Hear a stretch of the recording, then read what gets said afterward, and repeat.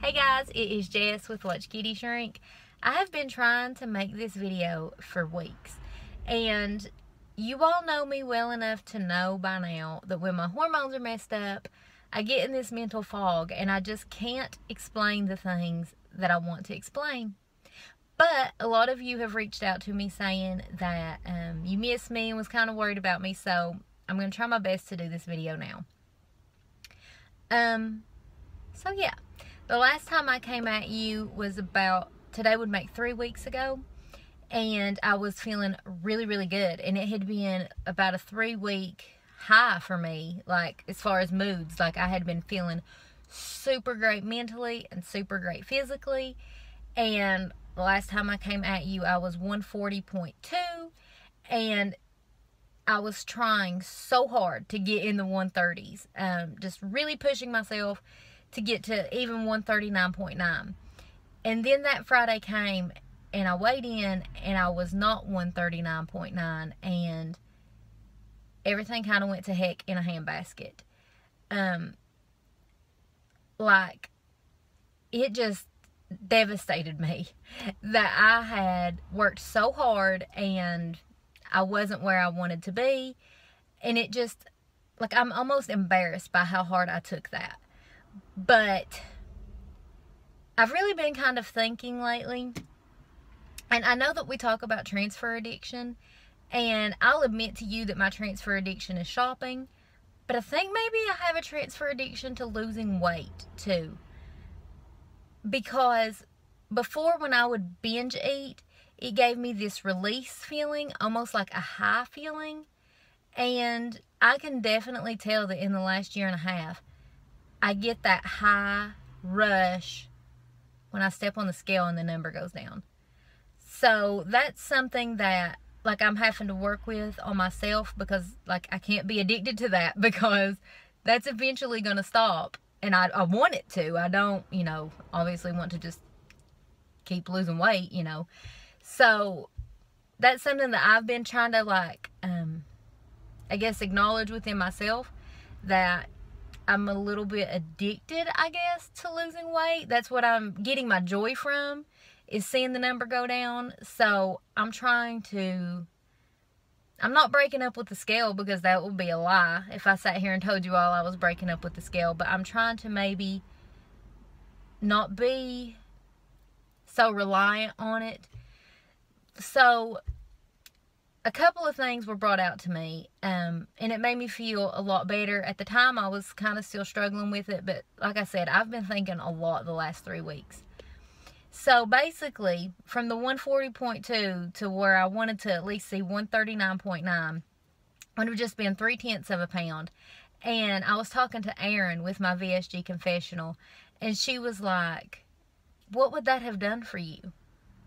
In the grand scheme of things, would not even a pound have done something for you mentally or physically? Like, would it change my clothing size? Would I have looked any different? Would I have been able to run longer than I had before because of this not even half of a pound? And I was like, you know what? She's right. It really wouldn't have changed anything. And then I started thinking, do I want it to? Because I'm already a size 4. Nothing against anybody who's any smaller than that. I think you need to be what you want to be, but I never had any desire to be smaller than a 4.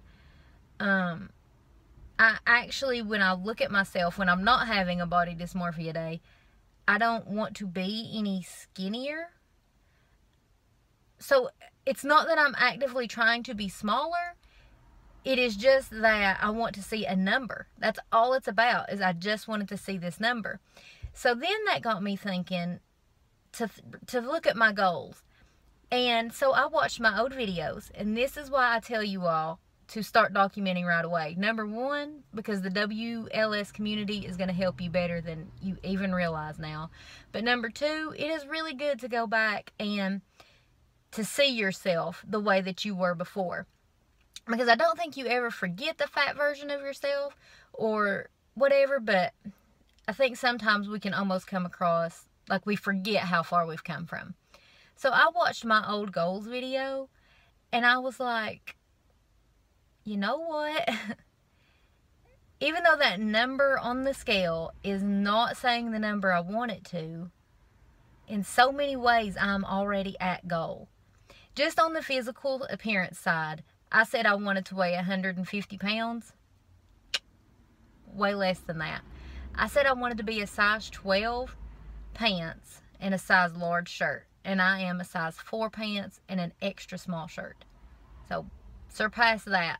And then I said so many more things than just about my appearance. Like, I wanted to be able to get into the car if somebody was parked next to me without somebody having to back the car up. And I wanted to be able to go shopping and not have to stop for a rest. And I wanted to be able to sit in a chair without having to worry, oh my God, am I going to break it down and embarrass myself?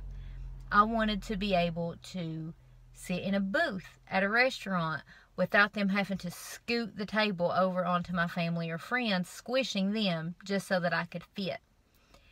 And I wanted to be able to go to a concert without getting out of breath, getting to my seat, and without the armrest in that concert seat or a movie seat digging into my hips. And these are things that I haven't even really thought about. Like, they're just second nature to me now, because I reached those goals a long, long time ago. So I realize that I'm just being hard on myself, literally over a number. I don't want to be any smaller. I'm smaller than I ever envisioned I would be. You get what I'm saying? Like, it's not like I'm pushing so hard because I want to be a size 2, even though I'm a size 4. Or I'm pushing so hard because I want to be able to do something that I'm physically unable to do now. All I'm pushing is to see a number on a scale. And I was watching Chella's video, Foodie Turned Sleevey, from, I think it was her, not her most recent monthly update, but the one before that, where she officially called maintenance, even though she's like, I think she's like 4 pounds away from her goal weight. But she went ahead and declared maintenance because she feels at goal. And that really, like, stuck with me too, because, oh, sorry if I'm shaking. That really stuck with me too, because I feel better than I've ever felt in my life. I can't imagine losing this 4 pounds, 5 pounds is going to change how I feel. I feel really, really good now. So who's to say I'm not already at goal? And the biggest thing for me too is I didn't want to say I'm in maintenance until I hit 135 pounds.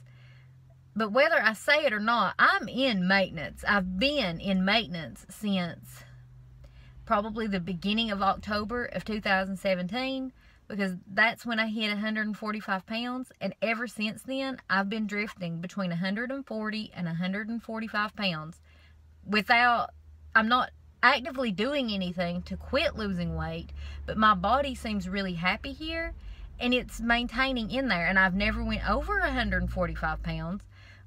So, without saying it, that's what I'm doing. I'm maintaining. And so there's a part of me that just wants to be like, I'm done, because I don't know how to say it, but I also feel like maybe that's me being a quitter if I'm not actively pushing to 135 pounds. So there's just a lot going on mentally. You see what I mean? I've been thinking about this for weeks. I'm so sorry that the lighting keeps, like, the sun is obviously not setting. It is 5 o'clock in the day. But, the sun's doing this weird thing, guys. So we just got to do what we can. Because that's another thing. I've been really busy lately. And so I haven't even had time to film a video. Which is really crappy, because I always feel better after I film these videos. But this is the only chance I can get. So we're just going to have to fight with the sun. But, yeah, like I said, I'm happy here. I almost feel like it would make me a quitter to say I don't really want to be at 135 pounds. But I am happy here. And so I was making myself unhappy just because of a number, even though I'm really happy. So, yeah. As per usual, I'm sure this video makes no sense, because I rarely can ever make sense. Like, I know what I'm thinking, but I'm not great at voicing how I like putting into words how I feel. So other than that, a lot of people ask, like, what am I going to do when I get to goal with my YouTube channel? I still want to make videos, even though they might not be as fun because I'm not like super losing weight super fast, or I might even just be coming on here and being like, still the same weight, but I loved seeing that with other people, so hopefully y'all will still stick around. I do have a lot of reviews coming, so I want to say this, I only review companies that I would actually eat or like suggest to my friends. So you're not going to see me come on here and do like a review of a Reese cup, because I don't eat Reese cups and I wouldn't suggest for my friends to eat Reese cups. Not judging you if you do. I'm just saying I don't think that would be super helpful for me to come on here and tell you to eat one and be like, it's good. We know it's good. But I do try to come up with stuff that I think you guys would be interested in trying, and that way you can kind of get an honest opinion of whether it's good or not. So when I say I'll be doing some reviews, it's only things that actually fit into this community. So it'll either be bariatric stuff, keto stuff, or fitness stuff. But I have some reviews coming. I'm going to do that. I've been thinking about trying to do vlogging a little bit, but either way, I still intend to come on here and tell you all my weight and kind of tell you all about my week. So, maybe I'll do a what I eat in a day video.